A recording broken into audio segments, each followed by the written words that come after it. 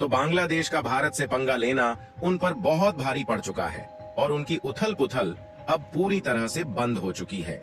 और अब वह समय आ गया है जब बांग्लादेश ने अंधेरे में डूबने के लिए खुद रास्ता तैयार कर लिया है, क्योंकि भारत के द्वारा अभी तक बांग्लादेश में भेजी जाने वाली बिजली बंद करने की बात ही कही जा रही थी, लेकिन अब पूरी तरह से बंद होने जा रही है। जी हाँ दोस्तों, यह बांग्लादेश के लिए इतनी ज्यादा चौंकाने वाली खबर है कि चाहे बांग्लादेश में मोहम्मद यूनुस की अंतरिम सरकार हो या फिर वहां के भारत विरोधी लोग, उन सभी के पैरों तले जमीन खिसक गई है। दरअसल हाल ही में खबर निकल कर आ रही है कि भारत के द्वारा जो बांग्लादेश में बिजली की सप्लाई की जाती है, इसके लिए बांग्लादेश के ऊपर $500 मिलियन का बकाया हो चुका है और यह दिन पर दिन बढ़ता जा रहा है। इसीलिए अदानी ग्रुप ने बांग्लादेश को पहली बार फाइनल वार्निंग दे दी है कि या तो आप हमारे पैसे चुकाइए, नहीं तो हम तुरंत बिजली की सप्लाई काट देंगे। और बांग्लादेश के पास इतने पैसे नहीं है कि वह इस कर्ज को चुका सके, जिससे बांग्लादेश ने खुद अंधेरे में डूबने के लिए खुद का रास्ता बनाकर तैयार कर लिया है, जिससे उन्हें यह बात अब समझ में आ रही है कि उन्होंने भारत को अकड़ दिखाकर कितनी बड़ी गलती कर दी है, क्योंकि उनकी मुसीबतें इतनी ज्यादा बढ़ गई हैं कि इसको केवल बांग्लादेश ही समझ सकता है। पूरी अपडेट क्या है इस वीडियो में समझते हैं, लेकिन आगे बढ़ने से पहले भारत की अदानी ग्रुप ने भी बांग्लादेश के खिलाफ अपने पहले कदम को आगे बढ़ा दिया। उसके लिए वीडियो को एक लाइक करके चैनल को सब्सक्राइब जरूर कर लीजिए, क्योंकि आपके लिए यह 1 सेकंड का काम है, लेकिन इससे हमारी काफी बड़ी मदद होती है। दरअसल देखा जाए तो बांग्लादेश पिछले कुछ दिनों से भारत के विरोध में इतना ज्यादा गिर गया है कि उनकी तरफ से एक नहीं बल्कि कई भारत विरोधी कदम उठाए जा चुके हैं और बांग्लादेश भारत के खिलाफ इस तरीके के कदम आगे बढ़ा रहा है जैसे कि वह पाकिस्तान में तब्दील हो गया हो। और जैसे जैसे शेख हसीना के भारत में आए दिन बीतते जा रहे हैं, वैसे वैसे बांग्लादेश की अकड़ सामने आ रही है।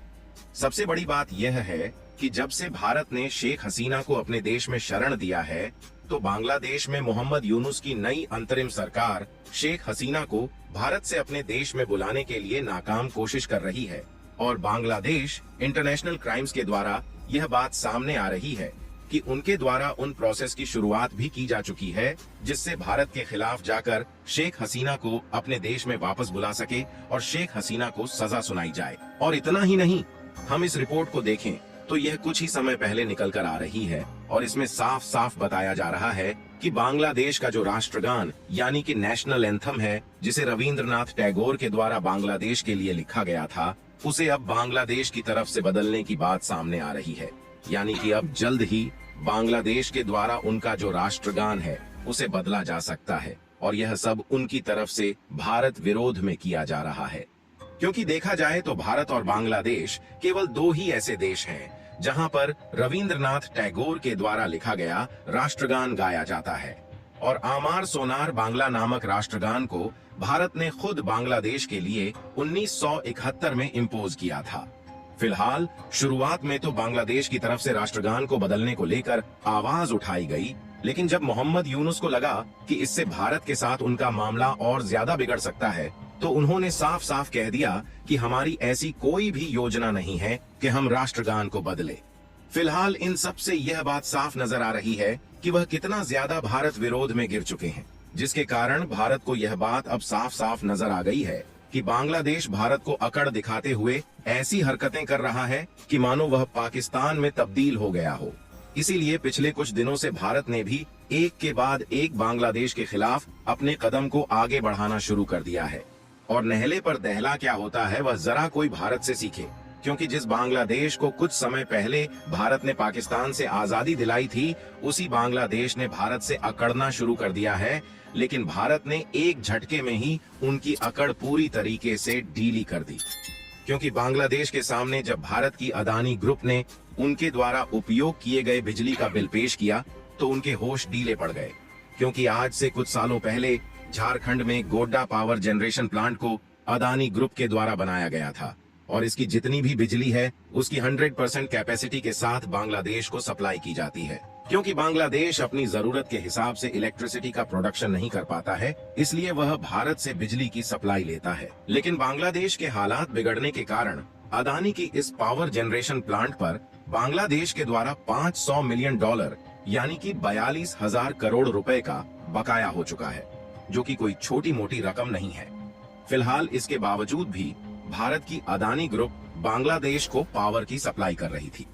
लेकिन पिछले कुछ दिनों से जिस तरीके से बांग्लादेश ने भारत को अकड़ दिखाई, उससे अदानी ग्रुप भी अब पावर में आ चुकी है।